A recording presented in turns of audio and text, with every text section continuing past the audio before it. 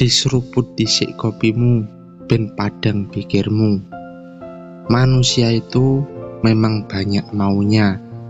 Wis dikei nikmat urip, isih ae ngerasa kurang.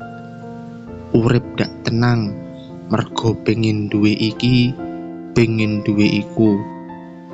Urip nek donya ora suwe, nanging jalukane akehe sundul langit. Durung nganti iso sukses, iso ae malah mati dhisik.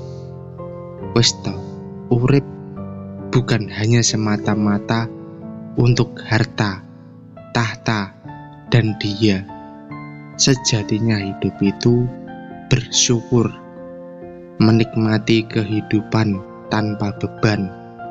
Sing penting berusaha, masih kere yo tetep berusaha. Penting urip ora gawe susah wong liya. Tumindak becik, ora iri, ora usah gedindas. Gak usah iri karo wong liya, mergo mung gawe atimu sumpek. Apa maneh krungokke omongane tangga, marai kudu salto.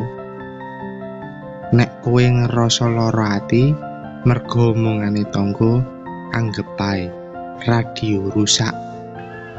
Ya wis, biasa-biasa ae. Digawe simpel ae. Nek pengen apa, kari seruput kopimu, obong rokokmu, terus bayangke kowe sukses. Lho yo to, kowe saiki sukses. Wis to, nek ngono kuwi yo sing tenang ae. Gak usah rewel.